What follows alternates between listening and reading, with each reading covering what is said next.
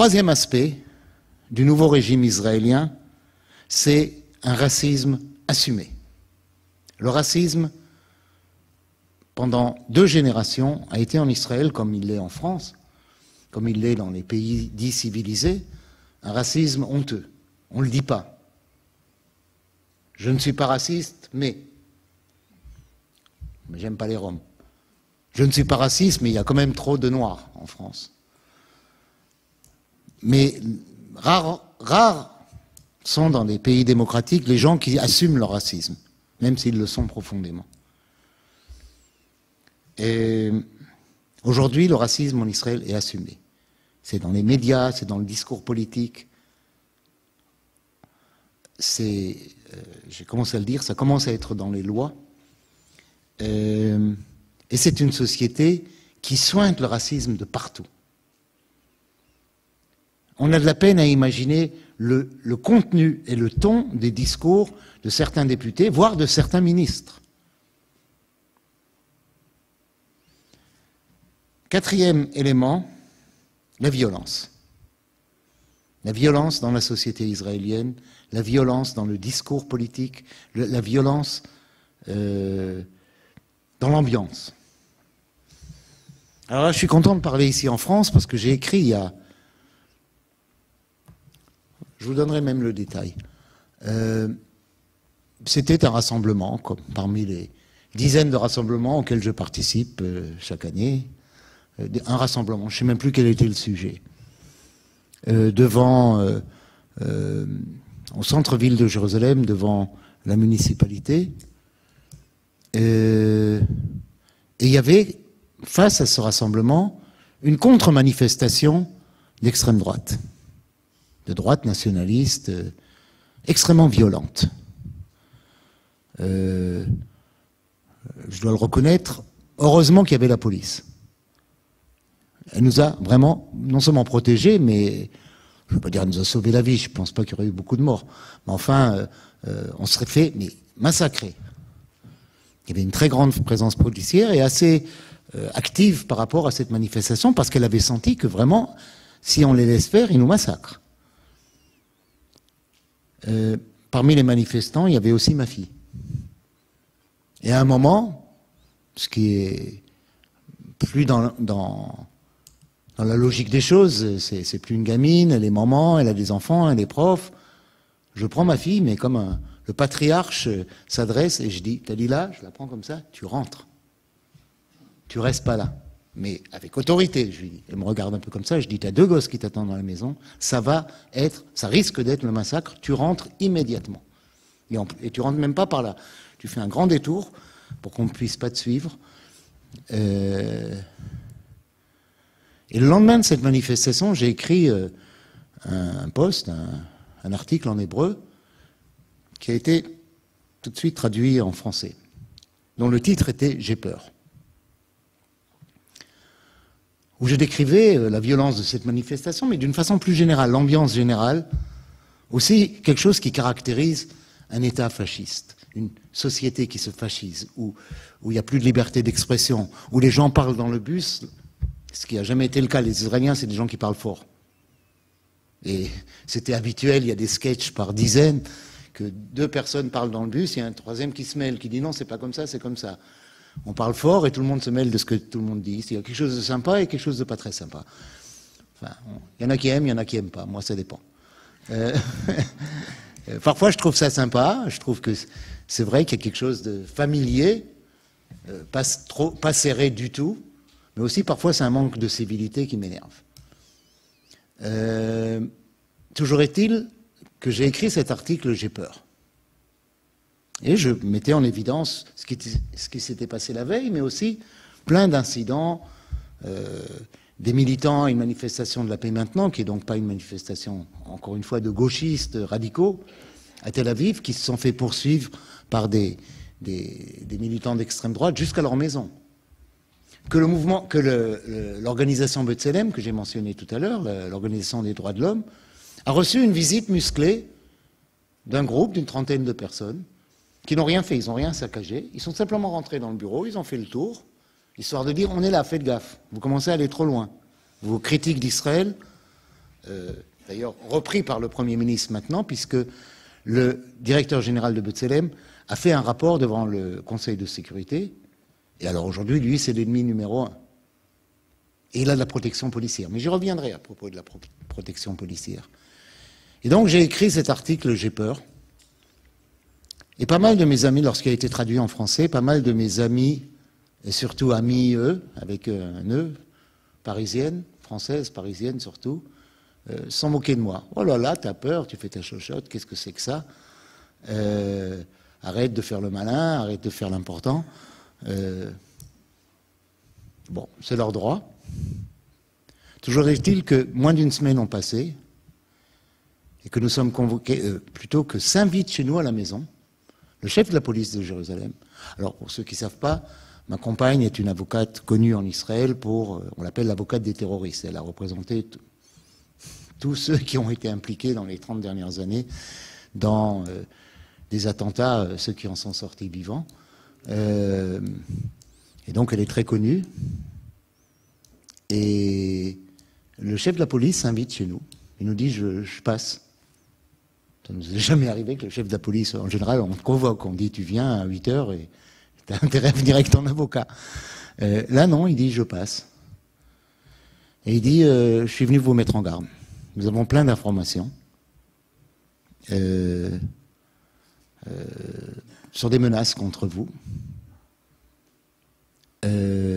Certaines, vous le savez, puisqu'on les a reçues, par téléphone, par Internet. Et alors, je voudrais d'abord que vous auscultiez votre voiture tous les matins. Regardez s'il n'y a pas des fils qui pendouillent, s'il n'y a pas des machins, si c'est votre voiture ou si elle n'a pas été trafiquée. Ensuite, je vous conseille quand même que, il me dit, je sais que tu as beaucoup de neveux, dont quelques-uns sont assez baraqués, qu'il y en ait chaque fois un qui dorme chez vous. Enfin, des petits conseils comme ça de sécurité. Et il dit, de toute façon, vous avez vu dans notre quartier, effectivement, il y avait plus de patrouilles policières. Et il dit, ben, c'est pour vous. D'ailleurs, le jour même ou la veille, ma femme recevait sur son portable encore un message de menace, mais cette fois-ci un message qui nous a fait mal. Alors il y avait toutes les injures classiques, traître, salope, mais il y avait aussi la photo de 2 de nos petits-enfants, où ils écrivaient tu le paieras cher, mais tu le paieras cher à travers tes petits-enfants. Ça c'est l'ambiance. Alors ça c'est par rapport à nous, en tous les cas ça s'est un peu calmé ces derniers temps. C'est souvent des pics comme ça qui viennent et puis qui se calment un peu et qui reviennent. Mais j'ai écrit à mes amies parisiennes. Après ça, j'ai dit, j'ai envoyé ce qu'il y avait sur le portable de ma femme et j'ai dit, oui, j'ai peur. 5e élément, la corruption.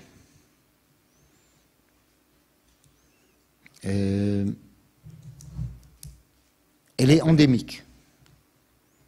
Ce qu'on appelle dans la presse israélienne le rapport capital-pouvoir, c'est-à-dire le rapport entre les milieux du capital, de la finance, du grand commerce, etc., et le pouvoir sont omniprésents. Et les affaires, il y en a, on n'a pas le temps de terminer une grande affaire qu'il y en a une deuxième.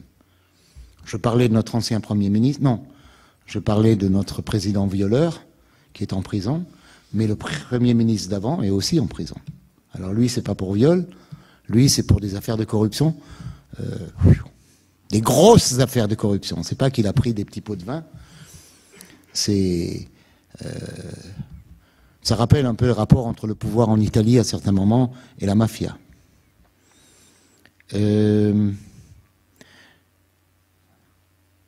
C'est relativement nouveau. Il y a 10 ans, Avram Burg, qui était le président du Parlement, avait écrit un article dans Le Monde qui a fait beaucoup de bruit. Il l'avait écrit dans un journal israélien qui a été repris par Le Monde et qui disait la révolution sioniste est morte, où il disait il y a Israël d'autrefois, l'Israël que voulaient nos parents, l'Israël dans lequel on a grandi et pour lequel on a rêvé, cet Israël est mort. Suite à deux facteurs. L'occupation, 30 ans, à l'époque c'était 30 ans ou 35 ans d'occupation, ça a pourri la société israélienne, ça n'a pas simplement opprimé un peuple entier, mais aussi pourri la société israélienne. Et l'autre maladie, c'est la corruption. Et je me souviens, quand j'ai lu l'article, j'ai téléphoné à Avram Bourg, qui est aussi un ami très proche, et j'ai dit, Avram, je ne comprends pas. Sur l'effet corrompteur, on dit, corrupteur de l'occupation sur la société israélienne, c'est une banalité, nous le savons tous. Qu'Israël perd ses valeurs, les valeurs qu'elle avait, et se détériore comme je viens d'essayer de le décrire. Ça, on le sait. Mais corruption, c'est quoi ça? Bon, corruption, il y a toujours de la corruption. Il n'y a pas une société où il n'y a pas des gens corrompus. Mais enfin, tu as l'air d'en parler comme de quelque chose. Alors il me dit, Mikado, puisque beaucoup m'appellent Mikado, il me dit, Mikado, je sais que tu connais mieux que moi même les relations israélo-palestiniennes. Par contre, tu es un grand naïf pour tout ce qui est de ce qui se passe là en haut. Et il dit, je sais de quoi je parle. J'appartiens à ce monde. C'est pourri, mais d'une façon inimaginable. C'est gangréné. Bon, aujourd'hui, c'est une vérité commune. Il n'y a pas de jour où on n'en parle pas dans les journaux, à la télévision. À l'époque, je ne le voyais pas. Mais nous avons un État profondément corrompu. À l'image du Premier ministre Olmert, qui non seulement est en train de pourrir en prison, mais contre lequel on vient d'ouvrir une nouvelle procédure. On a découvert que ce qu'il a amené en prison, c'était des petites affaires, il y a bien pire. Il n'est qu'un symbole. Le nombre de ministres qui ont été en prison ou qui sont en prison, je ne parle pas du nombre de députés, mais le nombre de ministres, non pas pour, comme Khanin Zorbi, pour leurs opinions, mais pour les affaires les affaires sales dans lesquelles ils étaient mêlés. Je crois qu'on a dépassé 10 ministres en prison qui ont fait de la prison. Ça, on le sait moins. Ça, Shimon Peres, lorsqu'il parle d'Israël, qui n'était pas un homme corrompu d'ailleurs, Shimon Peres aimait tellement le pouvoir politique que le fric, ça ne l'a jamais intéressé. Il y a deux choses qui caractérisaient Shimon Peres. Il n'aurait pas été en prison pour des histoires d'argent comme Ehud Olmert, parce que ce n'est pas ça qui l'intéressait, et il n'aurait pas été en prison pour viol, parce que ça non plus, ça ne l'intéresse pas. Lui, c'était le pouvoir. Le pouvoir et une certaine image d'Israël à l'étranger, complètement mensongère, dont il a été certainement le meilleur propagandiste les 20 dernières années.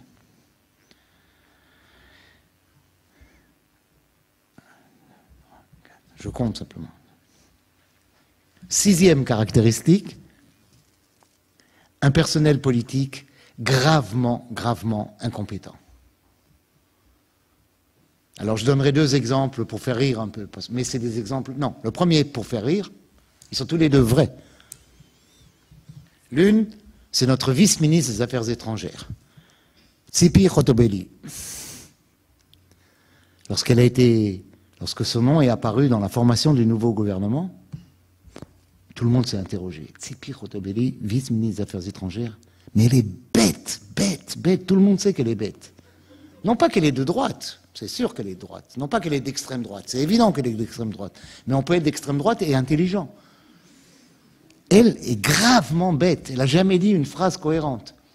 Et on l'a fait vice-ministre des Affaires étrangères. Bon bref, ça a provoqué des éclats de rire dans toute la presse, et entre autres la télévision israélienne, la radio israélienne, l'interview en disant... Madame Hotobeli, vous êtes maintenant ministre, vous allez être vice-ministre des Affaires étrangères. Quel est votre projet? Qu'est-ce que vous voulez changer, vous voulez faire? Quelle va être votre marque? Elle dit, je sais depuis longtemps. Je vais prendre la Bible, je cite mot à mot, je vais prendre la Bible et aller de capitale en capitale à travers le monde et leur montrer que cette terre appartient à nous et seulement à nous. Ça, c'est notre vice-ministre des Affaires étrangères. Moins comique et plus sérieux, mais tout aussi grave, est notre ministre de la Culture. Notre ministre de la Culture, Mireille Regev, a fait toute sa carrière dans l'armée.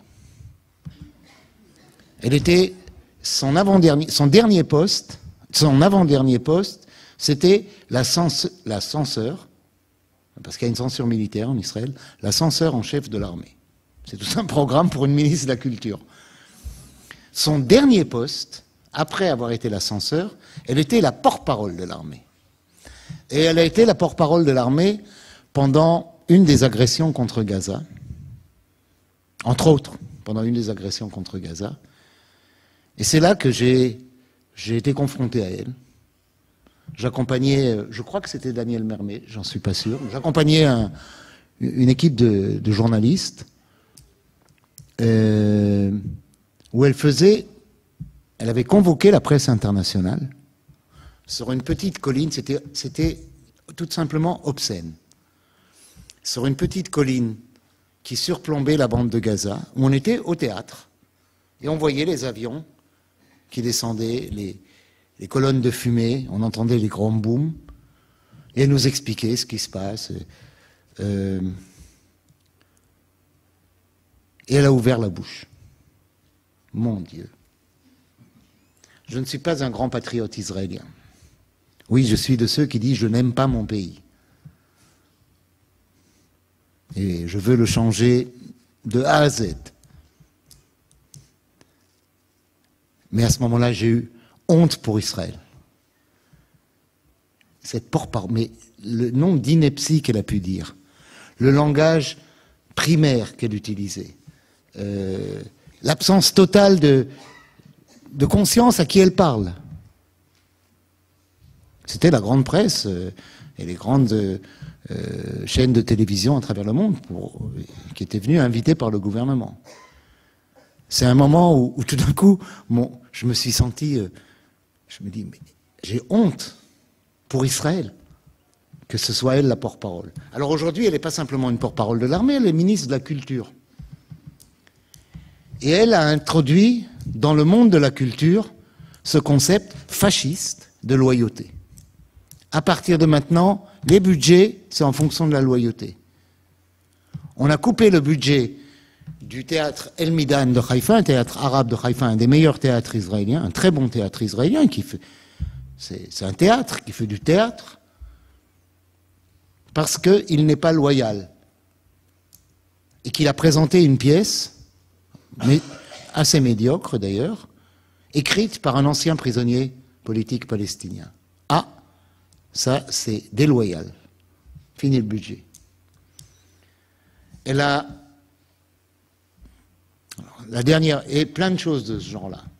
C'est une censeur et qui juge, mais ce n'est pas simplement son jugement, elle a le droit de juger comme elle veut, comme citoyenne, ce qu'elle veut de telle œuvre, de telle exposition, de telle pièce de théâtre ou scénario de cinéma. Ça, c'est son droit. Mais elle utilise du budget national en fonction, non pas de la qualité artistique et culturelle d'une œuvre, mais en fonction de la loyauté de celui qui la réalise ou du résultat.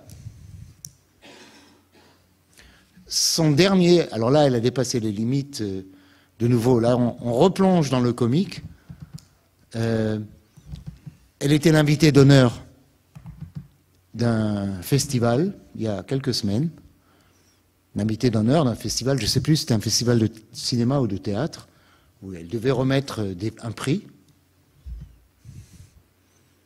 Et dans ce festival, un acteur juif connu, qui devait recevoir le prix, et un acteur arabe, lisent un poème de Darwish. Elle entend ça, elle sort, elle claque la porte, et elle annonce, elle réunit tous les journalistes derrière elle, évidemment, et elle annonce que jamais elle ne sera prête à écouter Mahmoud Darwish. Ce qui m'a poussé, mais il s'avère que je n'étais pas original, et que beaucoup d'autres l'ont fait en même temps que moi, à écrire un article, une réaction le lendemain, mais on a été beaucoup à le faire, en disant « Ah, tu n'écoutes pas Darwish ?» Et Shakespeare, tu l'as entendu une fois? Et Racine, tu sais qui c'est? Et notre poète national, Chaim Nachman Bialik, t'as jamais entendu une de ses poésies? On en doute. C'était mettre en évidence son absence totale de culture, que ce soit Darwish, ou que ce soit la culture juive, ou que ce soit la culture internationale. Mais c'est notre ministre de la Culture. C'est une censeur qui est là pour juger la loyauté. Or, je le répète, ce concept de loyauté, c'est un concept fasciste.